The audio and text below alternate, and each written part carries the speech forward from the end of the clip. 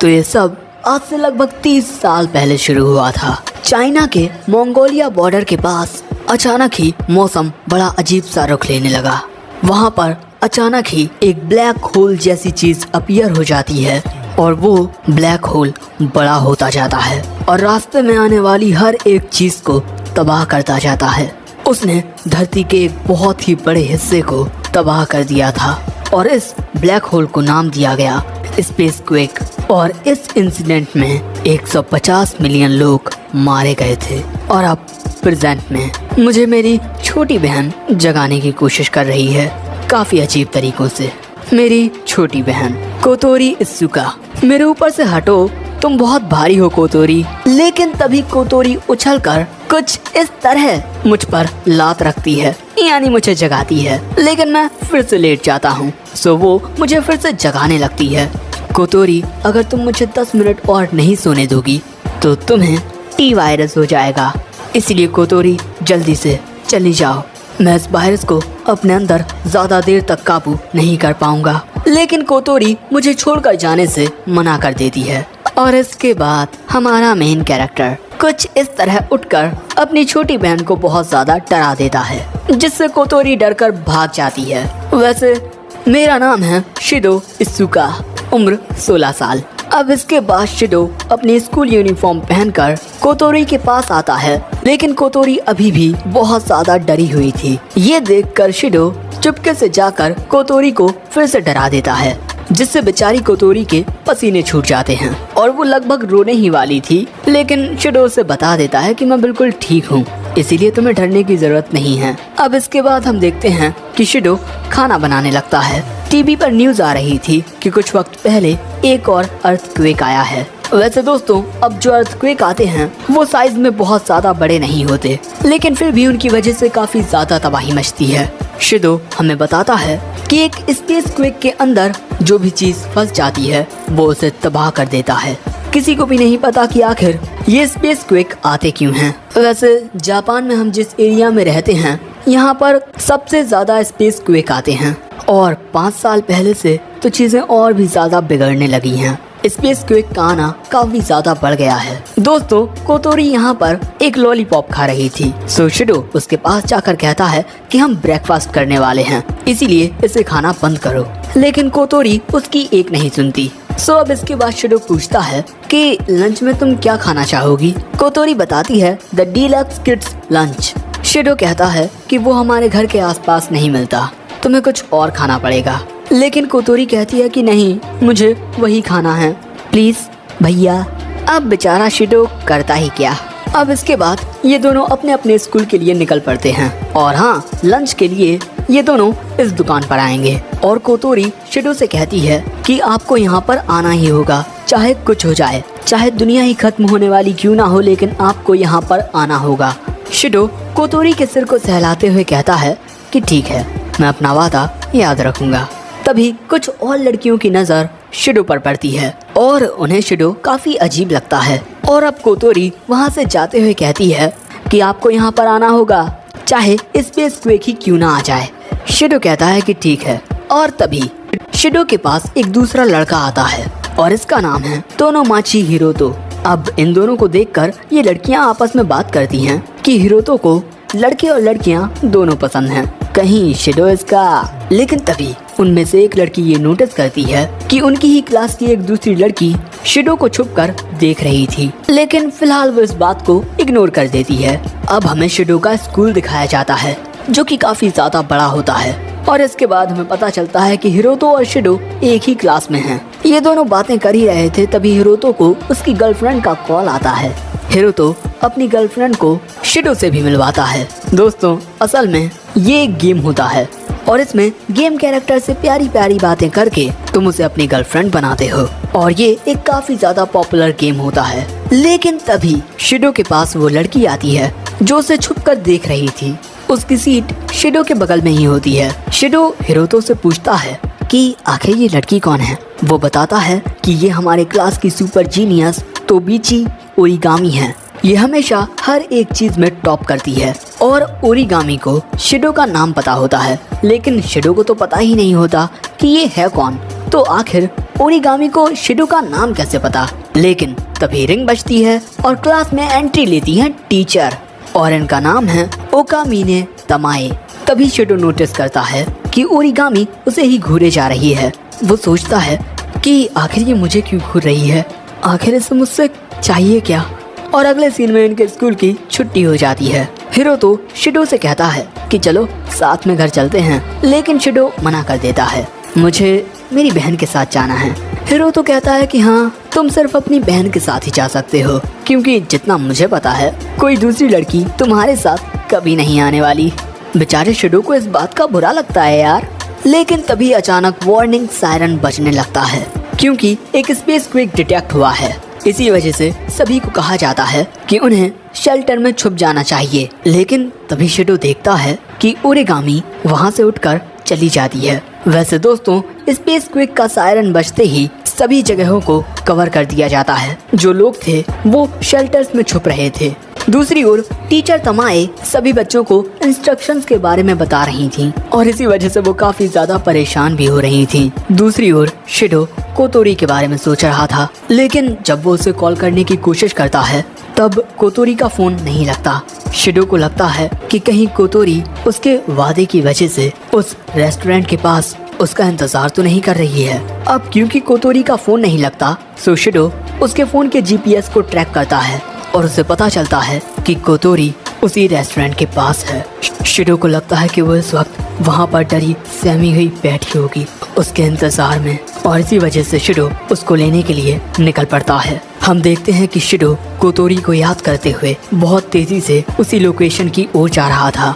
वो भागते हुए जैसे ही उस जगह के पास पहुंचता है, अचानक ही उसके सामने एक स्पेस क्विक अपीयर हो जाता है, जिससे बहुत पावरफुल एनर्जी निकलती है और शिडो वहीं पर गिर जाता है। लेकिन इसके बाद शिडो देखता है कि सब कुछ तबाह हो चुका है और वहाँ पर एक बहुत बड़ा गड्ढा बन गया है और उस गड्ढे के बीचों बीच बड़े ही अजीब कपड़े पहने एक लड़की होती है।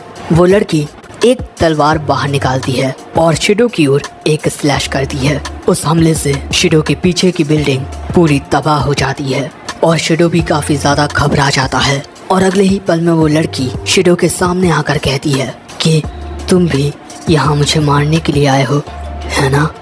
और वो लड़की यहाँ पर अपनी तलवार को शिडो के सामने ताने हुई थी, जिससे शिडो वहीं पर घबराकर जमीन पर बैठ जाता है। वो लड़की कहती है कि अगर तुम मुझे मारने के लिए आए हो तो मैं तुम्हें इसी वक्त खत्म करने वाली हूँ। शिडो उससे कहता है कि आखिर मैं किसी को क्यों मारूंगा, तुम्हें गलतफहमी हुई है।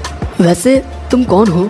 इससे पहले कि वो लड़की कोई जवाब देती, उसकी ओर कई सारी लड़कियां आसमान से रोबोटिक सूट पहने हुए आने लगती हैं और वो उस पर हमला कर देती हैं। लेकिन वो लड़की एक मैजिक बैरियर बनाकर उनके मिसाइल्स को रोक देती है और इसके बाद वो उन लड़कियों से लड़ने के लिए चली जाती है।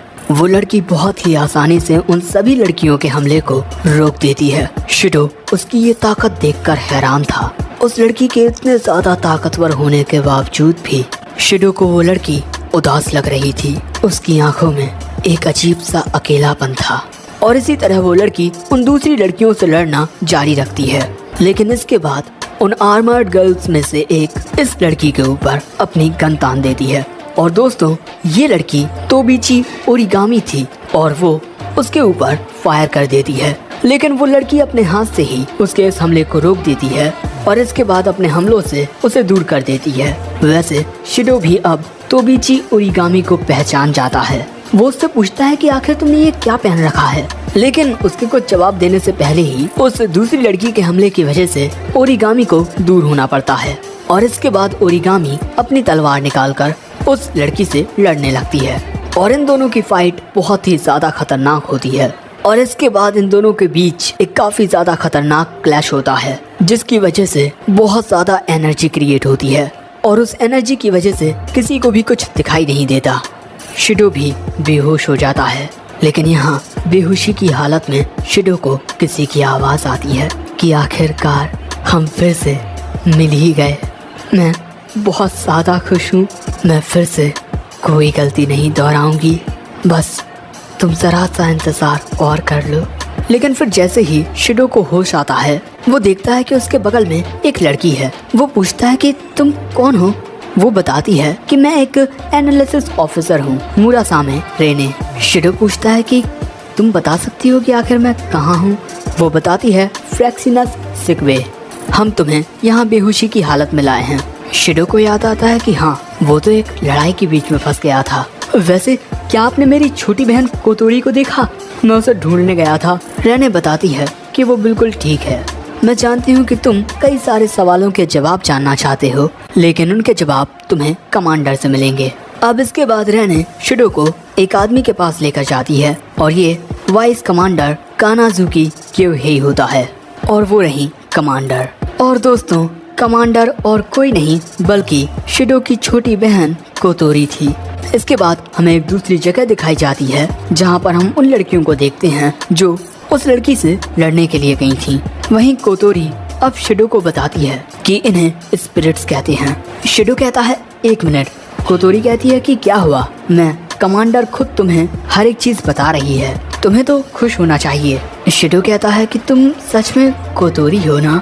वो कहती है कि तुम अपनी छोटी बहन को कैसे भूल सकते हो शिडो?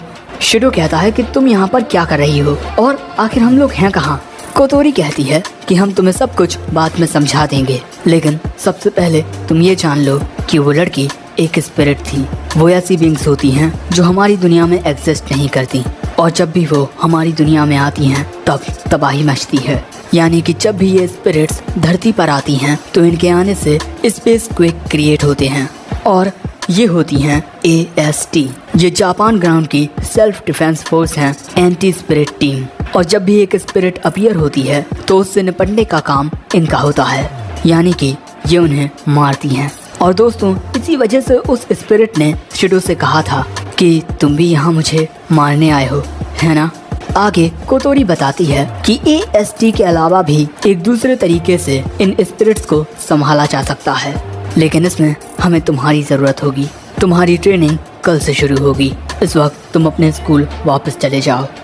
शिडो पूछता है कि आखिर तुम मुझसे क्या करवाने वाली हो? कोतोरी कहती है कि मैं तुमसे तुम्हारी मर्जी नहीं पूछ रही, तुम्हें ये करना ही होगा।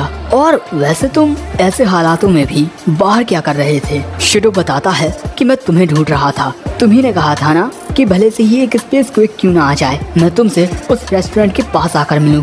कोतोरी कहती है कि सच में तुम एक नंबर के बेवकूफ हो जो ऐसी बातों को सीरियस ले लेते हो।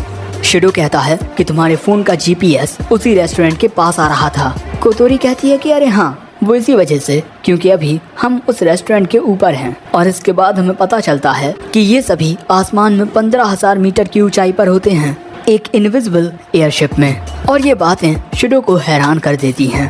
अब अगले सीन में हम देखते हैं कि शिडो अपने स्कूल में वापस आ जाता है और टीचर तमाए सभी बच्चों को बताती हैं कि इनकी एक नई असिस्टेंट होमरूम टीचर आई हैं, और ये होती है मुरासामे रेने, और ये बच्चों को फिजिक्स पढ़ाएंगी। लेकिन तभी अचानक ये जमीन पर गिर जाती है और उसे वहाँ देख शिडो को कुछ समझ नहीं आ रहा था। इसी वजह से बाद में शिडो उनसे पूछने के लिए जाता है कि आप एक टीचर बनकर आखिर हमारे स्कूल में क्या कर रही हैं, मिस मुरासामे? वो कहती है कि तुम मुझे रेने बुला सकते हो, शिनतारो। वो कहता है कि 1 मिनट, मेरा नाम शिडो है। रेने कहती है तो ठीक है शिन।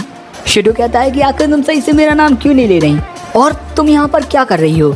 रेने बताती है कि अगर आगे कुछ भी होता है तो मैं तुम्हें बताने के लिए इसी स्कूल में रहूंगी।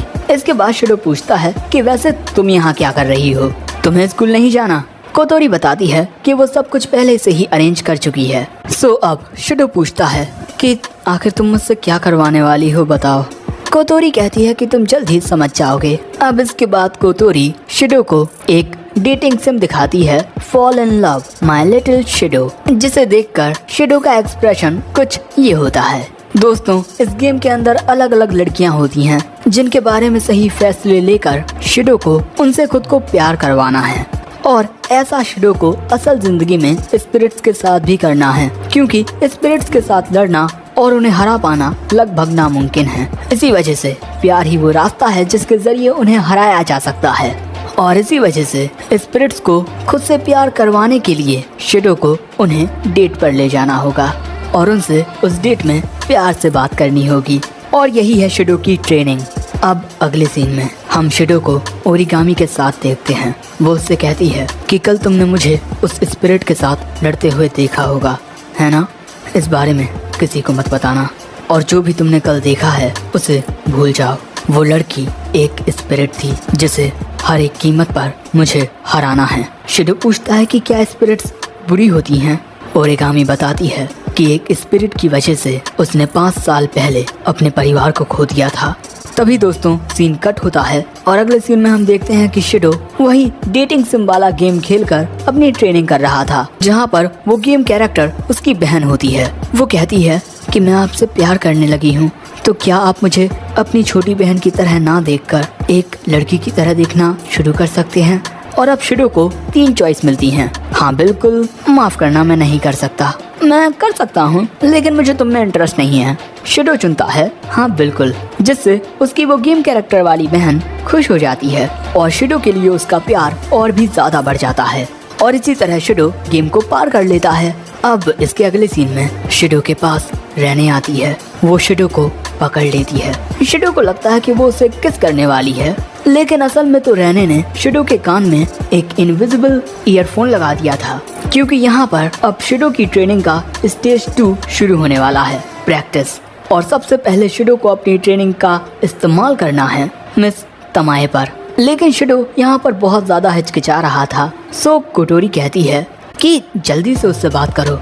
अगर तुम एक इंसानी लड़की को इम्प्रेस नहीं कर पाओगे तो फिर एक स्पिरिट को इम्प्रेस कैसे करोगे? तुम उससे बात करना शुरू करो, बाकी सारी एडवाइसेस हम तुम्हें देते रहेंगे। सो अब शिडो तमाए की तारीफ करते हुए बोलता है कि आप इन कपड़ों में बहुत प्यारी लग रही हो। तारीफ सुनकर मिस तमाए खुश हो जाती हैं और इसके बाद शिडो मिस तमाए की सभी चीजों की तारीफ करने लगता है, जिस वजह से मिस तमाए को थोड़ा अजीब लगने लगता है और बेचारा शिडो अब पैनिक होने लगता है। इस वजह से कोतोरी शिडो से कहती है कि मैं तुमसे जो कहने वाली हूँ वो रिपीट करना। मैम, अपने 2nd ईयर से मुझे स्कूल में आना बहुत अच्छा लगने लगा है और ऐसा इस वजह से है क्योंकि आप मेरी होमरूम टीचर हो।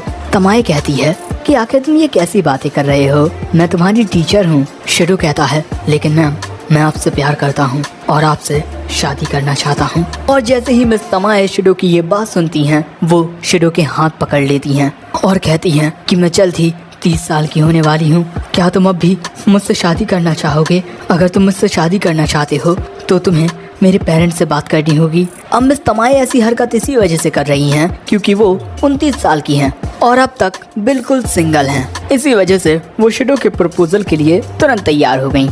इसी वजह से कोतोरी शिडो से कहती है कि मिस तमाए से माफी मांगकर वहाँ से निकल लो। शिडो बिल्कुल ऐसा ही करता है, वो मिस तमाए से माफी मांगकर वहाँ से चला जाता है। लेकिन मिस तमाए अपने शादी के सपने सजाने लगी हैं। अब वहाँ से भागते हुए शिडो किसी से टकरा जाता है और ये होती है ओरिगामी। कोतोरी कहती है कि तुम्हें इसके साथ अपनी प्रैक्टिस करनी चाहिए, ये AST का एक हिस्सा भी है। अब शिडो को ना चाहते हुए भी कोतोरी की बात मानकर ओरिगामी के साथ प्यार भरी बातें करनी पड़ती हैं। सबसे पहले शिडो ओरिगामी की स्कूल यूनिफॉर्म की तारीफ करता है जो कि बहुत ही घटिया था, लेकिन इसके बाद रेने उसकी मदद करती है।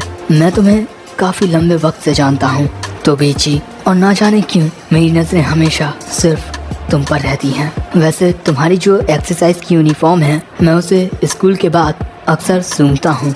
ओरिगामी कहती है कि मैं भी। ये बात सुन शिडो कहता है कि वाह, क्या कोइंसिडेंस है, क्या तुम मेरे साथ डेट पर चलोगी? ओरिगामी कहती है कि हाँ, मैं चलने के लिए तैयार हूँ। शिडो कहता है कि क्या तुम सच कह रही हो? ओरिगामी कहती है कि हाँ, क्यों, तुम मजाक कर रहे थे? शिडो कहता है कि नहीं, लेकिन बेचारे शिडो को अब समझ नहीं आ रहा था कि वो क्या कहे। लेकिन तभी ओरिगामी शिडो को अपनी एक तस्वीर देती है क्योंकि शिडो को ओरिगामी उसकी यूनिफॉर्म में काफी पसंद है।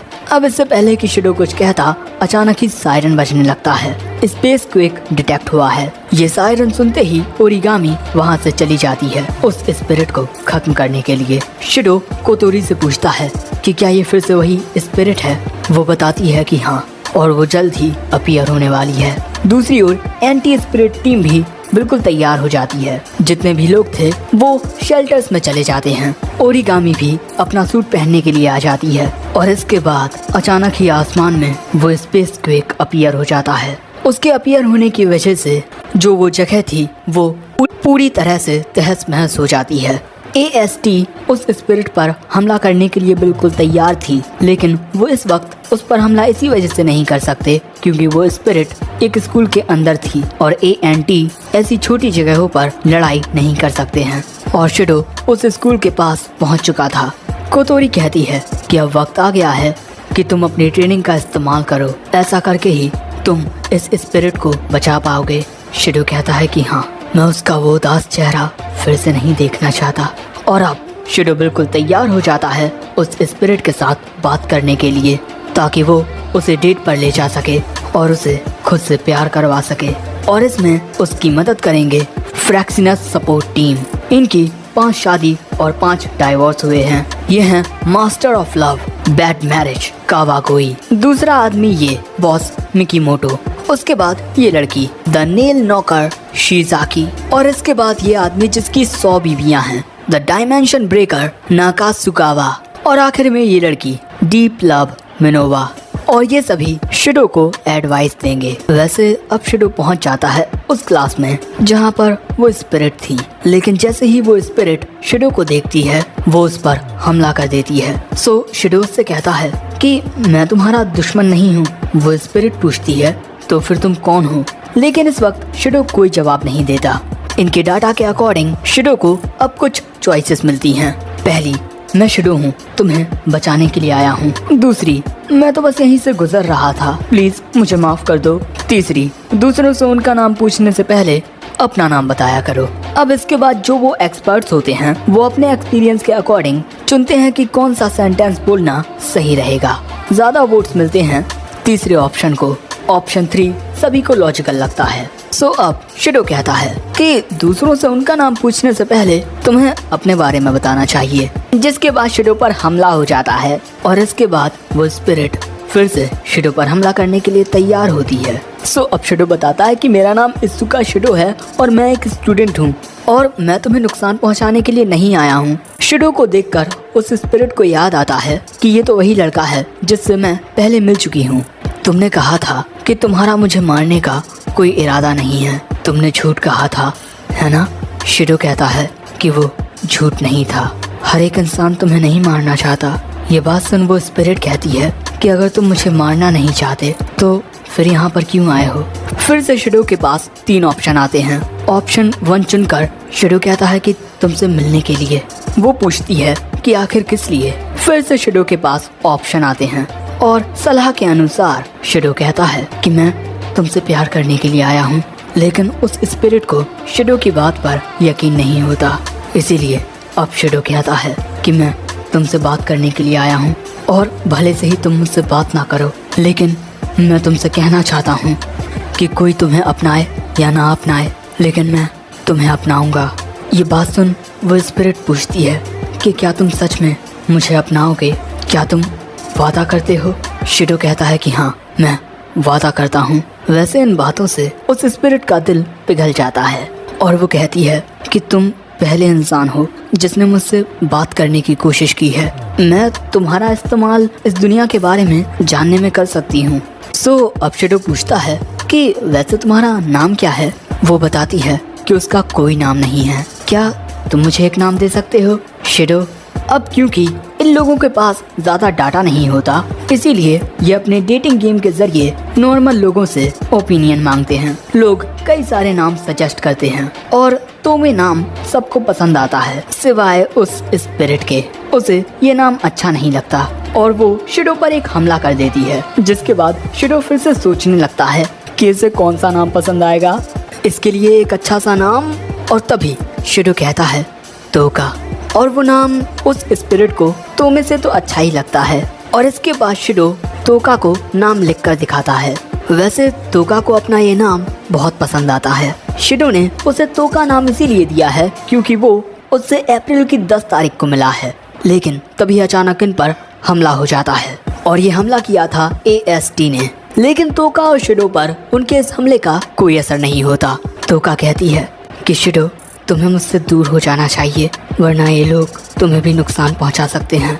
लेकिन शिडो जाने से मना कर देता है और वहीं बैठकर कहता है कि हम दोनों अब बातें करने वाले हैं। तुम भी इस दुनिया के बारे में जानना चाहती हो, है ना? इसीलिए उनकी परवाह मत करो। अब इसके बाद तोका भी शिडो के साथ बैठ जाती है और AST की फायरिंग का इन पर तोका के बैरियर की वजह से कोई असर नहीं होता और उस बैरियर के अंदर तोका और शिडो बातें करते रहते हैं। शिडो पूछता है कि तोका असल में तुम हो क्या? वो बताती है कि उसे नहीं पता। तोका को बस इतना याद है कि जब उसकी आंखें खुली वो इस दुनिया में थी। उसे तो ये तक नहीं पता कि आखिर वो है क्या। और इससे पहले कि इस दुनिया में आने के बाद तोका को समझ पाती, अचानक ही AST ने उस पर हमला करना शुरू कर दिया। डाटा एनालिसिस के जरिए कोतोरी की टीम को पता चलता है कि इस वक्त तोका बहुत अच्छे मूड में है और शिडो इस वक्त उससे डेट पर जाने के लिए पूछ सकता है। अब क्योंकि शिडो ऐसे ही बड़बड़ा रहा था, जिससे तोका को फिर से उस पर शक होने लगता है और वो फिर से उस पर हमला करने के लिए तैयार हो जाती है। और इसके बाद एयरशिप में मौजूद सभी लोग शिडो से कहने लगते हैं कि जल्दी पूछो उससे डेट के लिए। और इसी वजह से अब शिडो कहता है कि तोका, क्या तुम मेरे साथ डेट पर चलोगी? दूसरी ओर AST में ओरिगामी देखती है कि उस स्पिरिट के साथ शिडो होता है और इसी वजह से वो अपनी तलवार के साथ उस स्पिरिट पर हमला करने के लिए निकल जाती है। दूसरी ओर तोका पूछती है कि एक डेट क्या होती है?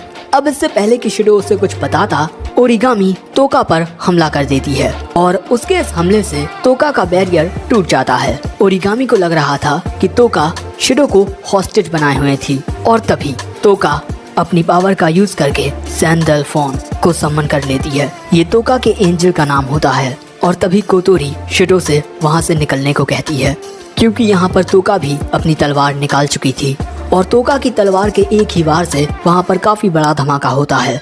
अगले सीन में हम देखते हैं कि ओरिगामी तोका के उस हमले की वजह से बेहोश हो गई थी और इसी वजह से अब उसे इलाज के लिए पहुंचा दिया जाता है। अब इसके बाद हमें अगले दिन का सीन दिखाया जाता है, जहां पर हम शिडो को देखते हैं। वो उसी जगह पर आया था जहां पर तोका ने वो धमाका किया था। शिडो अभी भी तोका के बारे में ही सोच रहा था, लेकिन तभी वो देखता है कि उसके पीछे तोका होती है जो उसे पुकार रही थी। शिडो पूछता है कि तुम यहाँ क्या कर रही हो? तोका कहती है कि तुम्ही ने तो मुझे डेट के लिए इनवाइट किया था, इसीलिए चलो अब डेट पर चलते हैं। शिडो कहता है कि ठीक है, लेकिन तुम्हें अपने कपड़े बदलने होंगे। तोका कहती है कि क्या मैं तुम्हारे सामने कपड़े बदलूं?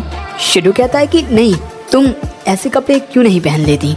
शिडो तोका को ओरिगामी की यूनिफॉर्म दिखा रहा था। तोका ये कपड़े पहनने के लिए तैयार हो जाती है और वो उस तस्वीर को फाड़ कर अपनी पावर से अपने कपड़े बदलने लगती है। दोस्तों, तुम्हें तोका स्कूल यूनिफॉर्म में कैसी लग रही है? जरा कमेंट में तो बताओ। अब इसके बाद ये दोनों निकल पड़ते हैं अपनी डेट पर। वैसे दोस्तों, तोका सिर्फ खाने को ही देखे जा रही थी और उसे पता नहीं होता कि ये खाना क्या है। सो अब शिडो उसके लिए एक ब्रेड लेकर आता है और उसे देखकर तोका की लार की नदियां बहने लगती हैं। और इसके बाद जब तोका उस ब्रेड को टेस्ट करती है तो भैया उसे तो उसका टेस्ट बहुत ही गजब लगता है और वो बहुत जल्दी पूरा ब्रेड खा लेती है। और तोका को यहाँ लगता है कि अच्छा खाना खाने का मतलब ही डेट होता है।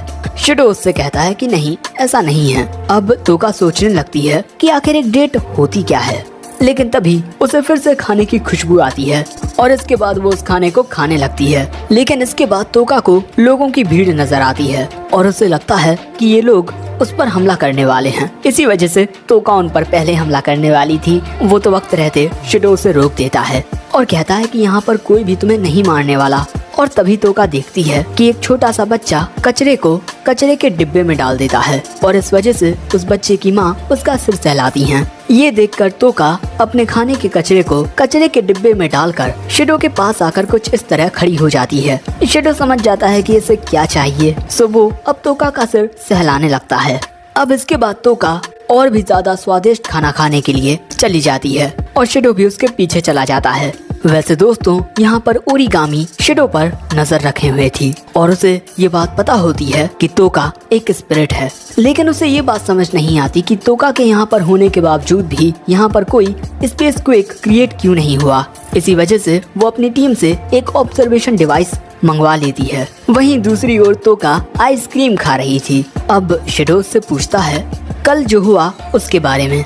तोका बताती है कि वो ना जाने क्यों मुझ पर हमेशा हमले करते रहते हैं और जब मैं गायब हो जाती हूँ तो वो हमला करना बंद कर देते हैं। गायब होकर मैं एक अलग ही दुनिया में चली जाती हूँ जहाँ पर बहुत अंधेरा होता है और वहाँ पहुँचते ही मैं सो जाती हूँ। और इसके बाद जैसे ही मेरी आंखें खुलती हैं मुझे ना चाहते हुए भी इस दुनिया में आना पड़ता है। ये बात सुन शिडो को समझ आता है कि वो स्पेस क्वेक ये स्पिरिट्स क्रिएट नहीं करती बल्कि इनके आने से वो क्रिएट होते हैं और इन स्पिरिट्स को इस बात का पता भी नहीं होता। लेकिन आज जब तोका आई तो कोई भी स्पेस क्वेक क्रिएट नहीं हुआ। शिडो इस बारे में तोका से पूछता है कि आखिर ऐसा क्यों हुआ, लेकिन तोका को इस बारे में पता नहीं होता। और इसके बाद तोका और भी स्वादिष्ट खाना खाने के लिए निकल पड़ती है और ओरिगामी एक ड्रोन के जरिए तोका और शिडो पर नजर रखे हुए थी। अब इसके बाद ये दोनों एक रेस्टोरेंट के पास पहुंचते हैं जो कि काफी ज्यादा महंगा था, लेकिन तोका वहां अंदर जाना चाहती थी। अब इससे पहले कि शिडो उसे जाने से रोकता वहां पर हिरोतो आ जाता है। तोका को देखकर हिरोतो शिडो के पास आकर कहता है कि ये खूबसूरत लड़की कौन है, इसके बारे में तुमने मुझे नहीं बताया। और इसी बीच तोका रेस्टोरेंट के अंदर चली जाती है। हिरोतो शिडो से कहता है कि एक अजनबी ने मुझे ये दिए हैं, शायद ये तुम्हारे काम आ जाएं। और ये कूपन देने के बाद हिरोतो वहाँ से चला जाता है और जैसे ही शिडो अंदर आता है वो देखता है कि मेड आउटफिट में रेने होती है। शिडो उसे देखकर पूछता है कि तुम यहाँ क्या कर रही हो। रेने कहती है कि हम लोग यहाँ नजर रख रहे हैं, वैसे वो स्पिरिट वहाँ है। अब इसके बाद शिडो भी तोका के पास जाकर बैठ जाता है और रेस्टोरेंट में सभी क्रू के मेंबर्स थे और तभी शिडो के पास एक मेड आती है उसका ऑर्डर लेने के लिए, लेकिन ये होती है कोतोरी। और यहाँ शिडो उसका नाम लेने ही वाला था, लेकिन तभी वो शिडो के चेहरे पर प्लेट मार देती है। और अब मैं क्या ही कहूँ, तोका को समझ नहीं आ रहा था कि वो क्या ऑर्डर करे, इसीलिए कोतोरी इनके लिए इनकी स्पेशल डिश लेकर आती है और तोका उसे बड़े चाव से खाने लगती है। और कोतोरी शिडो से कहती है कि ये खाना खत्म करने के बाद साउथ स्टेशन की ओर जाना, और ये कहने के बाद वो वहाँ से चली जाती है। अब इसके बाद हमें वो एरिया दिखाया जाता है जहाँ पर जाने के लिए कोतोरी ने शिडो से कहा था। यहाँ पर पहले कुछ नहीं होता, लेकिन अगले ही सीन में यहाँ का माहौल बिल्कुल मेले जैसा कर दिया जाता है। वैसे दूसरी ओर तोका तो नदी में मछलियाँ देख रही थी।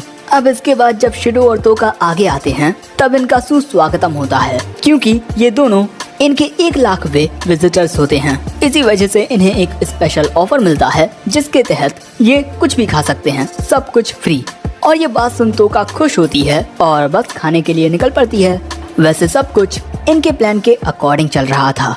दूसरी ओर अचानक ही ओरिगामी के ड्रोन से सिग्नल आना बंद हो जाते हैं और उसकी लीडर उसे बताती हैं कि वो वापस आ जाए। वहीं मेले में तोका 56 प्रकार का खाना खाती है, लेकिन तभी तोका शिडो से पूछती है कि क्या तुम्हें इसमें मजा नहीं आ रहा, तुम मुझे खुश नहीं लग रहे। शिडो कहता है कि ऐसा कुछ भी नहीं है। तोका पूछती है तो तुम्हें मेरे साथ वक्त गुजारने में मजा आ रहा है। शिडो कहता है कि हाँ, बहुत ज्यादा मजा आ रहा है।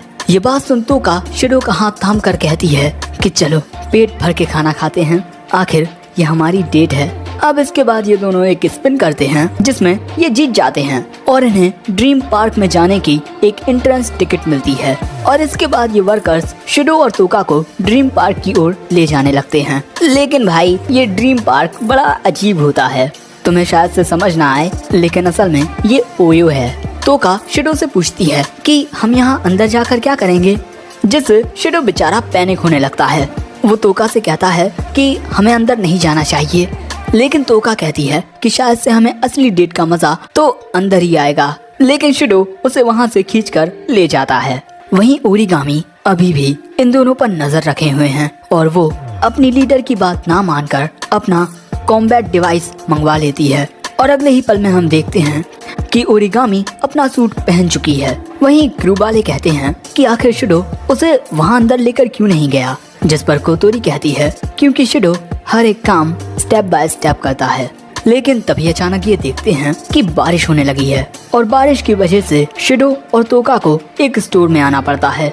स्टोर में कई सारे कैचिंग डिब्बे होते हैं और यहाँ पर तोका की नजर एक ब्रेड वाले बॉक्स पर पड़ती है। तोका शिडो से कहती है कि उसे ये चाहिए। शिडो कहता है कि उसे पाना बहुत ज्यादा मुश्किल होगा, इसीलिए तुम्हें ये बिल्ली ले लेनी चाहिए। लेकिन तोका इसके लिए मना कर देती है। तभी शिडो की नजर एक अजीब सी कैचिंग मशीन पर पड़ती है, जिससे दूर ही रहना सही होगा। और इसी वजह से अब शिडो तोका के लिए एक ब्रेड निकालने के लिए रेडी हो जाता है। अब इसके बाद ये दोनों बड़े ही ध्यान से फूक फूक कर अपनी चाल चलते हुए उस ब्रेड को पकड़ लेते हैं, लेकिन निकालते वक्त वो ब्रेड जरा सा चूक जाता है और एग्जिट डोर के पास ही अटक जाता है। ये देखकर शिडो तो वहाँ से जाने लगता है, लेकिन तोका वहाँ से नहीं जाती और वो कहने लगती है कि प्लीज प्लीज गिर जाओ। और उसके ऐसा बार बार कहने की वजह से वो ब्रेड एग्जिट डोर में आ जाता है, जो देखकर ये दोनों बहुत ज्यादा खुश हो जाते हैं। और इसी तरह शाम हो जाती है और हम इन दोनों को एक पहाड़ी पर देखते हैं। तोका के पास वो ब्रेड होता है, शायद से दोस्तों ये एक गद्दा है। और यहाँ तोका शिडो से कहती है कि आज उसे बहुत ज्यादा मजा आया, लेकिन काश हम लोग उस ड्रीम पार्क में जा पाते। शिडो कहता है कि नहीं, रहने दो, सही है। सो अब तोका पूछती है कि शिडो आखिर एक डेट होती क्या है। शिडो बताता है कि जब एक लड़का और एक लड़की घूमने के लिए जाते हैं और मजे करते हैं, उसे ही डेट कहते हैं। जो सुन तोका कहती है तो सच में आज की हमारी ये डेट ही थी। सच में मुझे आज बहुत मजा आया। लेकिन दोस्तों जो ओरिगामी थी वो तोका पर अपनी बंदूक ताने हुए थी। आगे तोका कहती है कि इंसान शायद से इतने बुरे भी नहीं होते। शिडो कहता है कि हाँ बिल्कुल। तोका कहती है कि ये दुनिया सच में बहुत ज्यादा खूबसूरत है और अब मुझे समझ आया कि आखिर क्यों वो मेका टीम मुझ पर बार बार हमले करती है, क्योंकि जब भी मैं इस खूबसूरत दुनिया में आती हूँ मैं सिर्फ इसे तबाह करती हूँ। शिडो शायद से यही अच्छा होता कि मैं कभी यहाँ आती ही नहीं। ये सुन शिडो कहता है कि ऐसा नहीं है, आज तुमने कुछ तबाह नहीं किया। सो तोका कहती है लेकिन अगर ये अगली बार हुआ तो। शिडो कहता है अगर ऐसी बात है तो तुम यहीं क्यों नहीं रहती। तोका कहती है लेकिन मुझे इस दुनिया के बारे में कुछ नहीं पता और ना ही मेरे पास रहने के लिए कोई घर है। शिडो कहता है कि मैं सब कुछ संभाल लूंगा, हम दोनों हर एक चीज का सामना कर लेंगे। तोका कहती है कि तुम ऐसा सोचते हो शिडो, वो मेका टीम मुझे मारने के लिए फिर आएगी और मेरी वजह से तुम्हारी जान को भी खतरा हो सकता है। शिडो कहता है कि मुझे इस बात से कोई फर्क नहीं पड़ता, भले ही ये दुनिया तुम्हें ठुकरा दे, लेकिन मैं तुम्हें हमेशा अपनाऊंगा। इसीलिए क्या तुम मेरा ये हाथ थामोगी। तोका भी खुशी खुशी शिडो की ओर अपना हाथ बढ़ाने लगती है, लेकिन तभी ओरिगामी तोका पर अपनी गन से फायर कर देती है और तभी शिडो तोका को धक्का दे देता है, जिस वजह से वो गोली शिडो में आकर लगती है और शिडो वहीं नीचे गिर जाता है।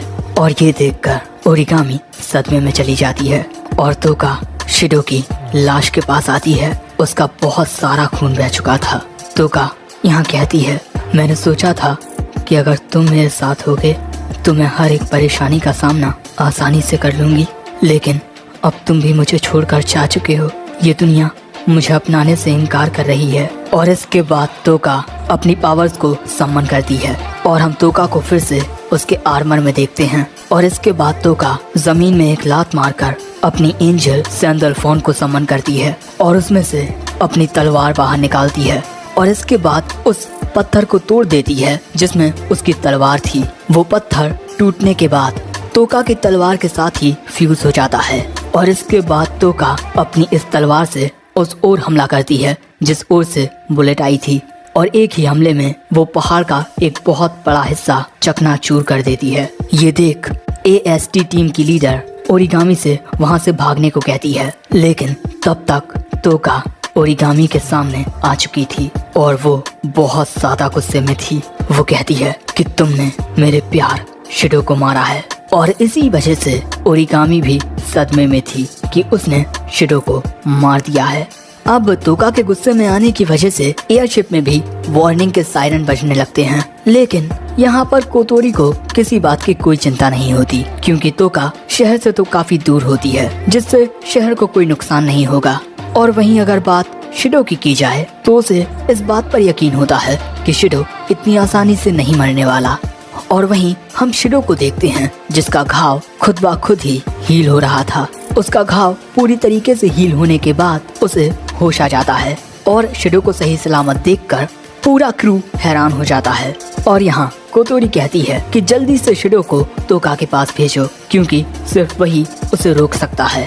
हम देखते हैं कि तोका लगातार ओरिगामी पर बहुत सारे हमले किए जा रही है, लेकिन ओरिगामी का डिफेंसिव बैरियर उसे प्रोटेक्ट कर रहा था और तोका उस पर पागलों की तरह हमले कर रही थी। लेकिन इसके बाद तोका के एक फाइनल स्लैश से ओरिगामी का बैरियर टूट जाता है और इसके बाद तोका ओरिगामी को खत्म करने के लिए बिल्कुल तैयार थी।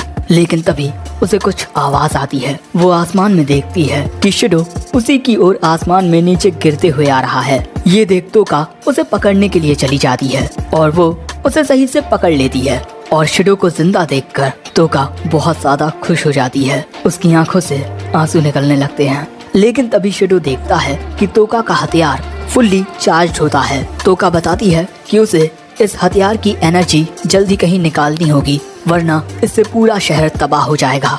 अब इन दोनों को कुछ समझ नहीं आता कि ये दोनों क्या करें। सो कोतोरी शिडो से कहती है कि मैंने तुम्हें जो सिखाया है वो करो। अब इसके बाद शिडो तोका से किस करने को कहता है। तोका कहती है कि आखिर एक किस क्या होता है। शिडो बताता है कि जब हम अपने होठों से सामने वाले के होठों को चूमते हैं तो ये किस होता है। लेकिन अगले ही पल में तोका उसे किस कर देती है, जिससे तोका के हथियार की जो ताकत थी वो वहीं पर गायब हो जाती है और इसके बाद तोका के कपड़े भी गायब होने लगते हैं और इसी तरह ये दोनों जमीन पर आ जाते हैं। किस करने के बाद शिडो कहता है कि माफ करना, हमारे पास सिर्फ यही एक रास्ता था। लेकिन तोका कहती है कि मेरे करीब रहो वरना कोई मुझे देख लेगा। और इसके बाद तोका पूछती है कि शिडो, क्या तुम फिर से मेरे साथ कभी डेट पर चलोगे? शिडो कहता है कि हाँ बिल्कुल, जितनी बार तुम चाहो। और ये बात सुन तोका खुश हो जाती है।